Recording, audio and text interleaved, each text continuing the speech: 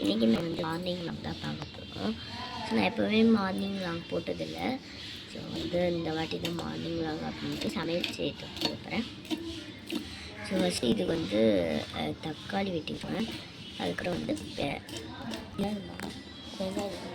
இது வந்து வெங்காயம், இதுவும் வெங்காயம் தான். ஸோ காலையில் வந்து நாங்கள் வெஜிடபிள் ரைஸ் சாப்பிட மாட்டோம். மதியானம் ஸ்கூலுக்கு போகும்போது கட்டி கொடுப்பாங்க அம்மா. இது வந்து உப்புமாவுக்கு வந்து சின்னதாக கட் பண்ணி போடுவாங்க. ஸோ அதனால வந்து குட்டி குட்டி வெங்காயமும் செஞ்சிட்ருக்காங்க. இது வந்து பெரிய பெரிய வெங்காயம் மற்றும் தக்காளி வெஜிடபிள் ரைஸுக்கு, இது உப்புமாவுக்கு. ஸோ இன்றைக்கி ரைஸ் வந்து இதெல்லாம் வந்து இதுதான். ஸோ இப்போ வந்து கேரட் அரிஞ்சிட்ருக்காங்க. ஸோ அரிஞ்சி வச்சோடனே நம்ம காமிக்கலாம்.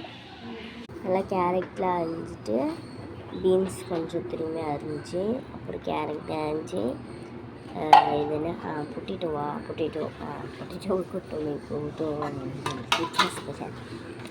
அப்புறம் வந்து பச்சை மிளகா போட்டிருக்காங்க, 3 போட்டிருக்காங்க. அதுக்கப்புறம் வந்து கருவேப்பிலை, அப்புறம் வந்து புதினா, வெங்காயம், தக்காளி, பொட்டேட்டோ, கேரட், பீன்ஸ், அப்புறம் வந்து கருவேப்பிலை, சின்ன தக்காளி, அதை உப்புமாக்கு, அப்புறம் பச்சை மிளகா போட்டு வச்சுருக்கோம். ஸோ இதை அம்மா சமைச்சு எடுத்துகிட்டு வராங்க.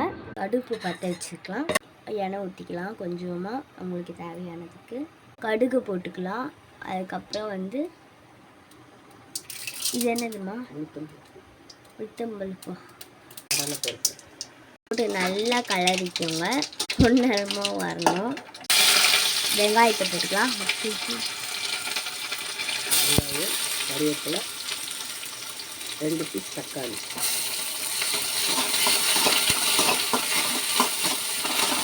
இந்த மாதிரி தான் வந்துச்சு. நல்லா கலரிட்டா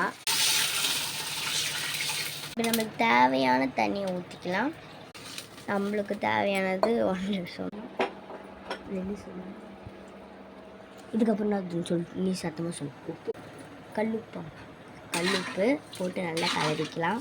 அதே போட்டு வெஜிடபிள் ரைஸ் அப்படின்னு சொல்லி நம்ப மாட்டீங்க. ஸோ இது வந்து ரவை உப்புமா தான் செஞ்சிட்ருக்கோம். ஸோ தண்ணி வந்து ஊற்றிட்டாங்க அம்மா.